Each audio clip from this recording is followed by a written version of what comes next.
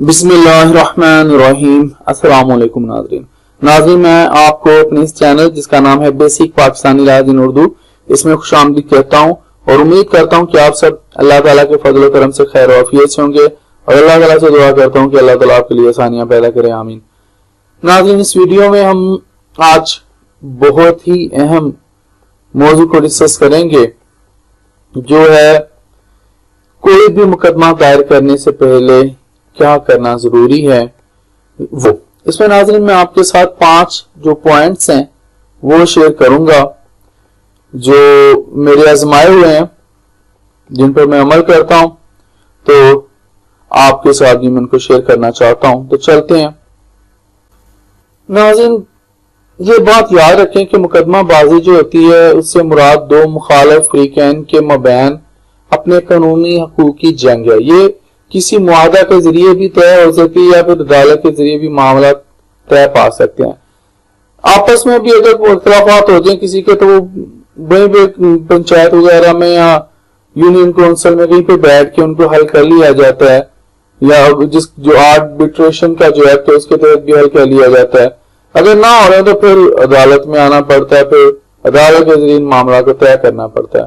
तो इस सिलसिले में अगर आपके पास नाज़रीन केस आ जाता है, मेरे जो यंग वकलाए हैं उनके लिए मैं ये स्पेशल वीडियो बना रहा हूं, उनके पास जो आ जाता है तो वो उस केस को अदालत में दायर करने से पहले इन बातों का लाजमी ख्याल रखें जो मैं आप लोगों के साथ इस वीडियो में शेयर करूंगा। नाज़रीन, इनको देखे बगैर मुकदमा कभी दायर ना करें। अगर आप इन 5 नुकात पर सख्ती से अमल करेंगे तो आपका मुकदमा शुरू से ही मजबूत हो सकता है। नाज़रीन, जैसा कि मैंने पहले कहा, ये मेरे आजमाए हुए हैं। उनमें जो पहला जो पॉइंट है, पहला जो नुक्ता है वो ये है कि कागजात की अच्छी तरह पड़ताल करना। कागजात की अच्छी तरह पड़ताल करें। कागजात की एक गलती आपकी सारी मुकदमा बाजी पर असर डाल सकती है। नाज़रीन, ये सारे पॉइंट अच्छी तरह नोट कर लें और सुन लें, जहन में बिठा लें, जिसको कहते हैं ना, ये बड़े अहम है मेरे यंग वकला के लिए। आम आदमी जो हमारे आम पाकिस्तानी हैं उनके लिए भी इनका जानना बहुत जरूरी है। दूसरे नंबर पर है वकूआ की वजूहात की गौर पड़ताल करें, गौर से। वकूआ की तारीख और बिनाए दावा, जिसको हम लोग काज ऑफ एक्शन कहते हैं, इसकी क्या वजह थी कि अदालत आना पड़ा, कि बार बार पड़ताल करें, जिसको हम लोग कहते हैं डबल चेक करें। इसको डबल चेक करें।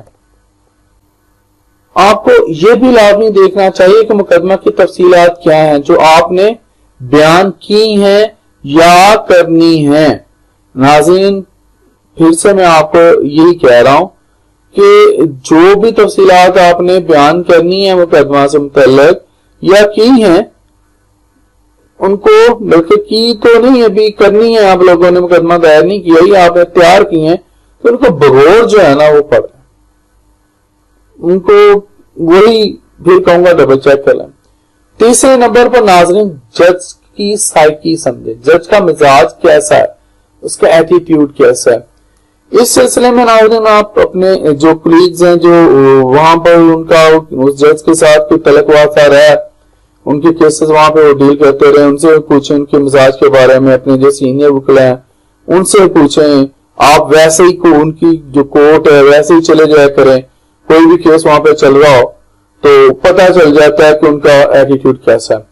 तो आप जिस जज के पास मुकदमा दायर कर रहे हैं, इसके मिजाज की आगाही नाज़रीन बहुत जरूरी है। कहने का मतलब यह है कि वो जज कैसे नुकात पर ज्यादा तवज्जो देता है, क्योंकि हर जज का सोचने का अपना अपना अंदाज होता है। इस बात को मद्देनजर रखते हुए आप अपना मुकदमा तैयार कर सकते हैं, यानी अपने मुकदमा की मंसूबा बंदी कर सकते हैं, प्लानिंग कर सकते हैं नाज़रीन, जब आपको जज साहब के मिजाज का पता चल जाएगा।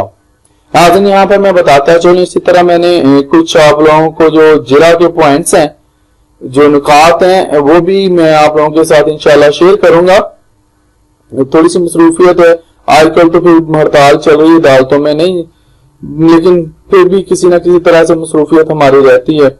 तो नाज़रीन, चौथे नंबर पर अपने दावा मुकदमा को हर जाना के मुताबिक तरतीब दें, जो आप रेमेडी चाहते हैं। جو آپ پریئر چاہتے ہیں، جو آپ کو ریلیف چاہیے، اس کے مطابق ناظرین آپ نے جو آپ مقدمہ ہے اس کو تیار کرنا ہے۔ اس کی میں یہاں پر تھوڑی آپ کے ساتھ تفصیل شروع کر دوں، چھوٹی سی شیئر کر دوں۔ ناظرین کچھ مقدمات میں ایک ہی واقعہ کے مختلف اجانے ہو سکتے ہیں، جیسے کہ دیوانی، فوجداری، دیوالیہ پن۔ کسی ایک کیس میں ناظرین فوجداری بن جاتا ہے، اس میں دیوالیہ پن کا، بینکرپسی کا بھی آ جاتا ہے۔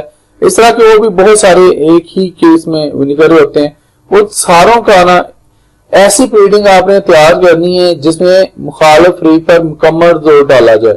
کوئی نقصان ہوا ہے تو اس کا جو آپ داد رسی چاہتے ہیں، وہ جو آپ داد رسی چاہتے ہیں جی، وہ آپ نے اس پلیڈنگ کو تیار کرنے میں ایسی بنانی ہے کہ جو مخالف فریق ہے نا اس پہ پورا زور ڈالا جائے، اور اتنا بھی نہ ہو کہ اس نے آپ کا 2 لاکھ کا نقصان ہو گیا ہے تو آپ اس سے 10 لاکھ مانگ رہے ہیں، تو لیکن فی الحال جائز ہونا چاہیے، صحیح طریقے سے ہونا چاہیے۔ 5واں اور آخری جو نقطہ ہے، اصل حقائق بیان کریں۔ ناظرین جیسے میں نے آپ کو اپنی جو پلیڈنگ کی ویڈیوز بنائی ہوئی ہیں ان میں آپ کو بتایا ہوا ہے کہ اصل حقائق بیان کرنے جو ان کے رولز بتائے گئے ہیں، یہ سی پی سی میں سارے ڈسکس ہیں۔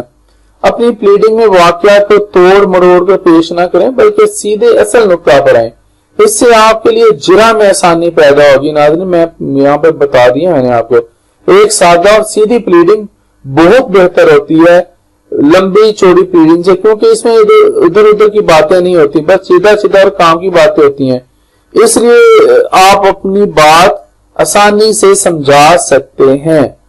اور جرح کرتے وقت سمپل اور سیدھے جو پلین کویسچن آپ کر کے، چھوٹے چھوٹے کویسچن کر کے، تو وہ بھی آپ اس طرح اپنا کیس مضبوط بنا سکتے ہیں۔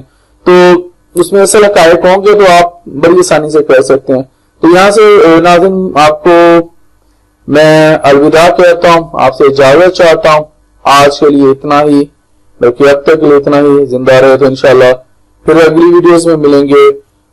اللہ حافظ۔